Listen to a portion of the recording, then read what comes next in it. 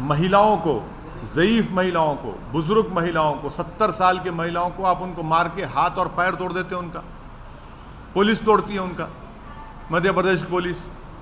यह आप काम कर रहे हैं। राजस्थान में हुआ, क्या कर रहा है राजस्थान कांग्रेस सरकार?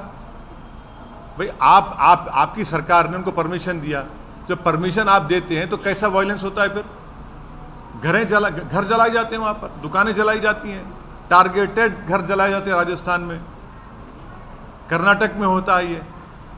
तो ये पूरे कंट्री में इतने 6-7 प्रदेशों में अगर हो रहा है तो ये देखिए, ये एक ऐसा नहीं है, पूरा प्लानिंग से हो रहा है ये। और आप टारगेट कर रहे हैं वो मुस्लिम माइनॉरिटीज़ को। सिर्फ क्यों कर रहे हैं भाई मुस्लिम टारगेट? आप पहले आप बोलते हिजाब नहीं पहन सकते, सेकुलर स्टेट है, गोश्त नहीं खा सकते, सेकुलर स्टेट है क्या? फिर आप कानून बना देते फिर उसके ऊपर। कहाँ पे रुकेगा बात? ये mob lynching, state sponsored violence, अब स्टेट कॉम्प्लिसिट वायलेंस, और संघ परिवार लो इंटेंसिटी वायलेंस कर रही पूरे देश में। ये परफेक्ट कर चुके हैं अपनी चीज़ को, लो इंटेंसिटी वायलेंस करते हैं, यहाँ करो, वहाँ करो, इधर करो। सरकार की जिम्मेदारी बताइए, सरकार की जिम्मेदारी है नहीं। आप सो रहे थे, कैसा दंगा होने दिया आपने? कितने पुलिस वालों को सस्पेंड किया आपने? कितने आईपीएस अफसरों को सस्पेंड किया आपने? इससे बात साबित हो रही कि आपकी पूरी रजामंदी से, जिसको हमने कहा अंग्रेजी का लफ्ज स्टेट कॉम्प्लिसिट वायलेंस है, बिहार में होता है, हमारे खिलाफ बातें करते हैं, बकवास करते हैं। कैसे मस्जिद के ऊपर जाकर झंडा लगाते हैं भाई? आप बताइए, कैसे लगाते हैं कोई भी? इसका जिम्मेदार कौन है? मैं हूं जिम्मेदार उसका। तो ये सब चीजें हो रही हैं। सर, करौली में बीजेपी तो ये अरेस्ट करने की एक्सोडस हो रहा है हिंदूज का, और कोई पुलिस वाला कुछ बोल रहा है, मतलब सर वहाँ पुलिस वाला एडमिट करे कि कैमरा पे गवर्नमेंट का फेलियर होता है इसमें।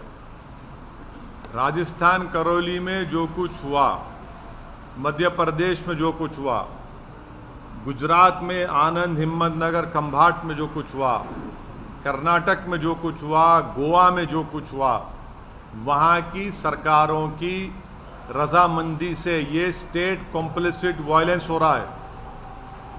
और टारगेट पे कौन है? कौन उस प्रोसेशन का परमिशन देता है? सरकार देती है। तो सरकार जब देती है तो सरकार कैसे वायलेंस होने देती है वहाँ पर? और फिर मध्य प्रदेश में, राजस्थान में घर जलाए जाते हैं, दुकानें जलाई जाती हैं। आस्था के लिए आस्था मेरी आस्था नहीं है क्या? मेरी आस्था भी हिजाब पहनना मेरी आस्था नहीं है। तो आप एक काम करिए ना, फिर जितना एक्सपोर्ट होता है गोश्त उस दौरान में बैन करिए इंडिया में।